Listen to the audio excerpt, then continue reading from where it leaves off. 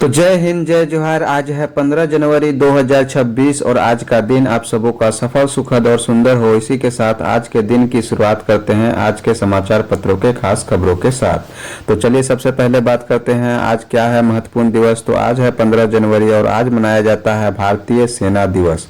तो आज भारतीय सेना दिवस मनाया जाता है जो कि काफ़ी महत्वपूर्ण है। तो भारतीय सेना दिवस के अवसर पर क्या है खास, तो ललयाली की लड़ाई में दुश्मन पर काल बन टूट पड़े थे भारत माता के 3 सपूत।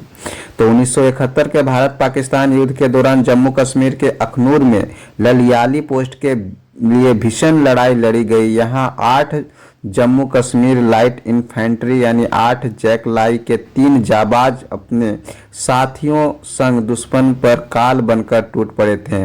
ललियाली पोस्ट हाथ से निकल जाती तो आज जम्मू के छम्ब सेक्टर का 48 वर्ग किलोमीटर का इलाका पाकिस्तान के कब्जे में होता।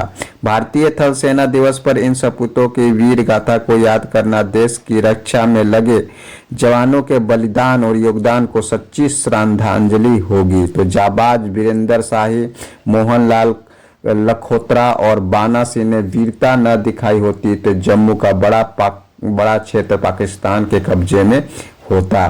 तो हमारे 17 सैनिक बलिदान हुए, दुश्मन के 87 मार गिराए कहना है शाही का। तो सेवानिवृत्त कर्नल वीरेंद्र शाही ने बताया कि ललियाली पोस्ट सेना के लिए बहुत मायने रखती थी। मेरी कंपनी में 117 लोग थे, इनमें एक लांस नायक मोहनलाल लखोत्रा भी थे। वीर चक्र विजेता लांस नायक मोहनलाल लखोत्रा बलिदान हुए। इस लड़ाई में हमारे 17 सैनिक बलिदान हुए जबकि हमने दुश्मन के 87 सैनिकों के 100 लौटाए थे। मेरे शरीर पर 200 टाके लगे थे। परमवीर चक्र विजेता कैप्टन वाना सिंह बोले, हमने दुश्मन को बुरी तरह परास्त कर खदेड़ा। तो 8 जम्मू कश्मीर लाइट इन्फेंट्री के परमवीर चक्र विजेता कैप्टन बाना सिंह बताते हैं कि वह 1971 के युद्ध में छम्ब सेक्टर के देवा बटाला में तैनात थे। सेना में शामिल हुए सिर्फ 3 साल हुए थे। हमने दुश्मन को बुरी तरह परास्त कर उसे खदेड़ दिया। बाद में हमने लद्दाख में सियाचिन ग्लेशियर की कायर चौकी को वापस लिया था। इसके लिए मुझे परमवीर चक्र मिला। अगली खबर की ओर चलते हैं। तो एचईसी के मौसीबाड़ी से 2 जनवरी को अगवा कर चितरपुर ले जाए गए अंश और अंशिका बरामद। तो घूम घूम कर बैलून बेचने वाला बंजारा समुदाय का दंपत्ति बच्चों को बहला फुसला कर ले गया था साथ। दोनों अपहर्ता गिरफ्तार। डीजीपी ने कहा बच्चे की बरामदगी में रांची और रामगढ़ पुलिस की रही भूमिका। मुख्यमंत्री ने एक्स पर पोस्ट कर कहा झारखंड पुलिस की टीम को इस सफलता के लिए बधाई। बजरंग दल के कार्यकर्ता ने बरामदगी में निभाई अहम भूमिका। तो अगली खबर की ओर चलते हैं। निर्णायक मोड़ साबित होगी विश्व आर्थिक मंच पर झारखंड की भागीदारी। जी हां, झारखंड के लिए विश्व आर्थिक मंच पर भागीदारी महज वैश्विक संवाद तक सीमित नहीं बल्कि भारत के लिए एक निर्णायक मोड़ का संकेत है। झारखंड के लिए दावोस केवल औपचारिक भागीदारी का प्रतीक नहीं है बल्कि यह वह स्थान है जहां निवेश की संभावनाएं आकार लेती हैं, रणनीतिक गठबंधन बनते हैं। यहीं पर विकास, स्थिरता एवं लचीलेपन से जुड़े दीर्घकालिक आर्थिक दृष्टिकोण तय किए जाते हैं। यह ऐसा मंच है जहां विचार साझेदारी में बदलते हैं और नीति, पूंजी, नवाचार तथा विकास की प्राथमिकताएं एक साथ हाथ बढ़ाती है। तो आज कल्पना सोरेन संग ज्यूरिख पहुंचेंगे सीएम हेमंत। तो मुख्यमंत्री हेमंत सोरेन और विधायक कल्पना सोरेन गुरुवार की शाम तक स्विट्जरलैंड के सबसे बड़े शहर ज्यूरिख पहुंचेंगे। मुख्यमंत्री के नेतृत्व में 11 सदस्यीय प्रतिनिधि मंडल दावोस में प्रस्तावित प्रतिष्ठित वर्ल्ड इकोनॉमिक फोरम में भाग लेगा। इस अंतर्राष्ट्रीय मंच पर झारखंड सरकार राज्य की निवेश संभावनाओं, औद्योगिक नीति, खनन, पर्यटन और सतत विकास से जुड़े एजेंडे को वैश्विक निवेशकों के सामने रखेगी। मुख्यमंत्री के साथ विधायक कल्पना सोरेन की मौजूदगी को भी अहम माना जा रहा है। अगली खबर की ओर चलते हैं। हिट एंड रन मुआवजा योजना झारखंड सरकार के द्वारा संचालित है। तो परिवहन विभाग झारखंड सरकार की अधिसूचना संख्या 162 18/4/2022 के अनुसार सड़क दुर्घटना के हिट एंड रन यानी वाहन द्वारा दुर्घटना कर भाग जाने की स्थिति में मामले में पीड़ित पक्ष को मुआवजा दिलाने का प्रावधान है। सड़क दुर्घटना के हिट एंड रन मामलों में मृत्यु होने पर आश्रितों को 2 लाख रुपया मुआवजा तथा गंभीर रूप से घायल होने पर 50,000 मुआवजा राशि निर्धारित है। मुआवजा दिलाने हेतु जिला स्तर पर उपायुक्त की अध्यक्षता में एक समिति गठित है। क्या करना है? यदि कोई गंभीर रूप से घायल हो जाता है तो थाना से प्राप्त FIR की छायाप्रति, डॉक्टर द्वारा प्राप्त मेडिकल रिपोर्ट, पीड़ित परिवार का पहचान पत्र और संबंधित बैंक अकाउंट की छायाप्रति लगेगा। वहीं पर मृत्यु होने पर थाना से प्राप्त FIR की छायाप्रति, पोस्टमार्टम रिपोर्ट की छायाप्रति, मृत्यु प्रमाण पत्र, पीड़ित परिवार का पहचान पत्र, आश्रित के बैंक अकाउंट की छायाप्रति, तो ये सारे दस्तावेज लगेंगे। आदित्य साहू बने भाजपा के प्रदेश अध्यक्ष। तो आदित्य साहू भारतीय जनता पार्टी झारखंड प्रदेश के नए प्रदेश अध्यक्ष निर्वाचित हुए हैं। बुधवार को केंद्रीय मंत्री और सांगठनिक चुनाव प्रभारी जुएल उरांव ने भाजपा के वरिष्ठ नेताओं और कार्यकर्ताओं की मौजूदगी में आदित्य साहू के प्रदेश अध्यक्ष पद पर निर्वाचन की घोषणा की। अगली खबर की ओर चलते हैं। हजारीबाग में बम विस्फोट, दंपति समेत 3 की मौत। तो डब्बे में बंद था, बम खोलने के लिए हथौड़ा मारते ही हुआ विस्फोट। तो हजारीबाग जिले के बड़ा बाजार थाना क्षेत्र के हबीबी नगर में बुधवार की शाम लगभग 4 बजे झाड़ी साफ करने के दौरान हुए बम विस्फोट में दंपति सहित 3 लोगों की मौत हो गई है। वहीं इस घटना में 20 फीट दूर बंधी एक गाय की भी जान स्प्लिंटर लगने से चली गई। घटना मोहल्ले के खानकाह मस्जिद रोड के पास घटी। मृतकों में मांडू के पल सागरा निवासी 40 वर्षीय मोहम्मद सद्दाम और उसकी 30 वर्षीय पत्नी नन्ही परवीन के अलावा राशिदा शामिल है। अगली खबर की ओर चलते हैं। तो यह जांच यही नहीं रुकेगी, ऐसे गिरोहों की कमर तोड़कर रहेगी सरकार, कहना है हेमंत सोरेन का। मुख्यमंत्री हेमंत सोरेन ने इस सफल रेस्क्यू ऑपरेशन पर खुशी जाहिर करते हुए रांची पुलिस और झारखंड पुलिस की पीठ थपथपाई है। मुख्यमंत्री हेमंत सोरेन ने अपने पोस्ट के साथ दोनों बच्चों और उनके माता पिता की एक दिल छू लेने वाली तस्वीर साझा की। सीएम ने कहा कि एक मां और परिवार ही इस पल की असीमित खुशी महसूस कर सकता है। निर्यात तैयारी में महाराष्ट्र शीर्ष पर, उत्तर प्रदेश चौथे स्थान पर। तो निर्यात तैयारी को लेकर नीति आयोग ने जारी की राज्यों की रैंकिंग।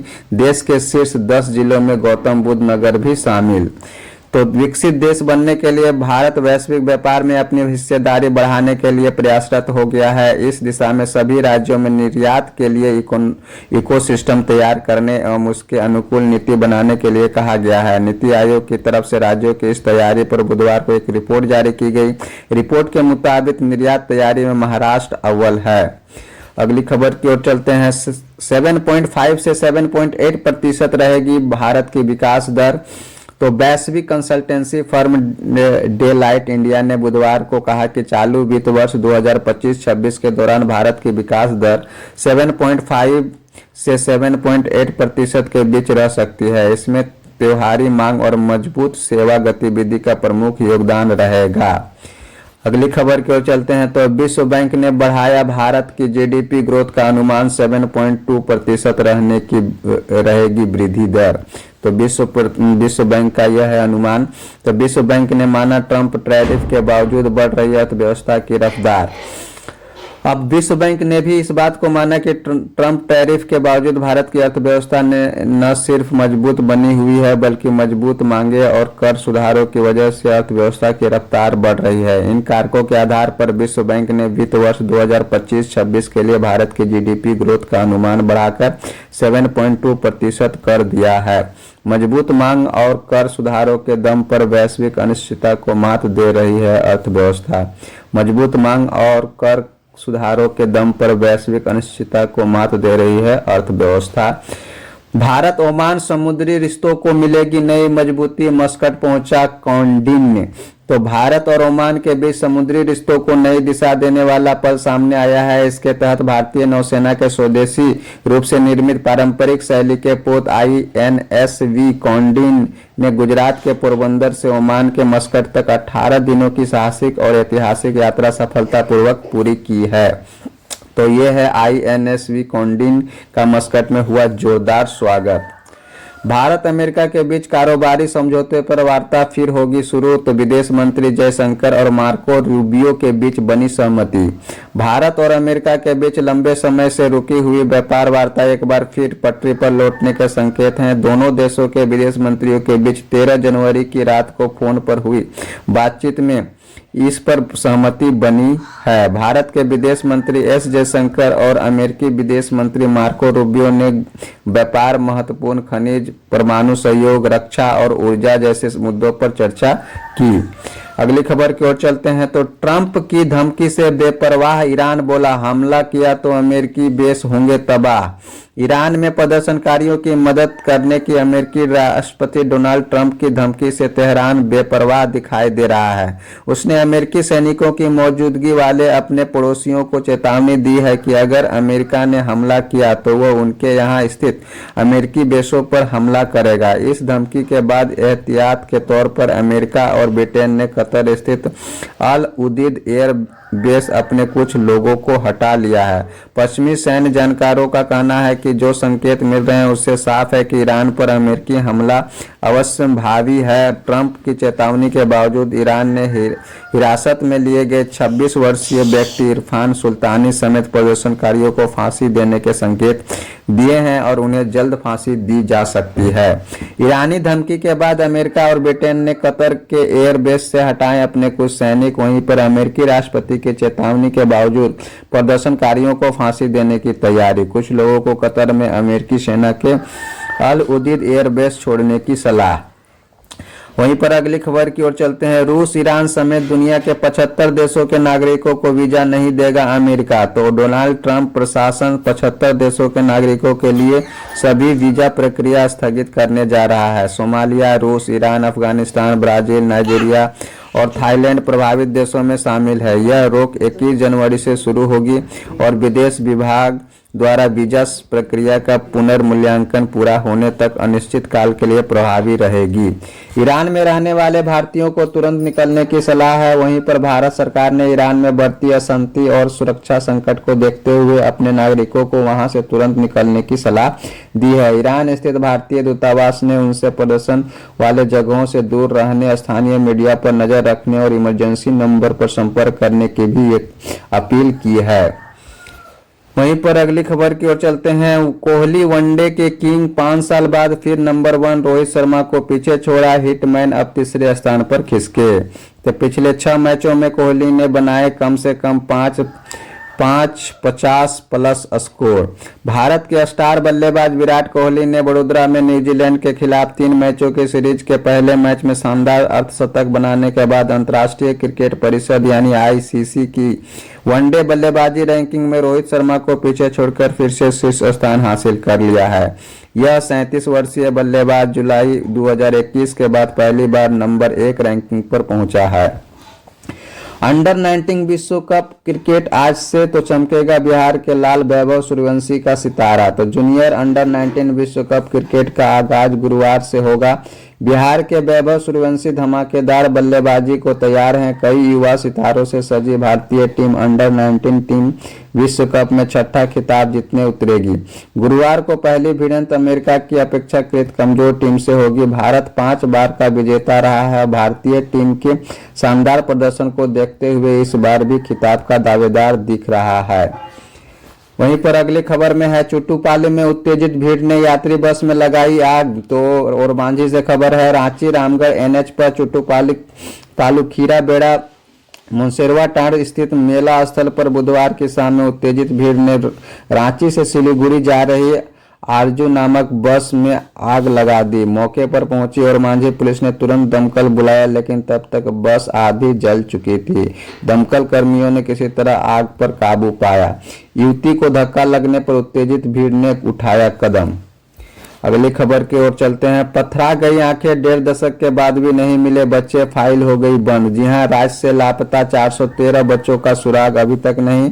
तो अपने बच्चे अब तक लापता हैं। झारखंड के विभिन्न जिलों से अब तक 413 बच्चे ट्रेस लेस हैं। इन बच्चों के बारे में पुलिस के पास अब तक कोई ठोस जानकारी उपलब्ध नहीं है।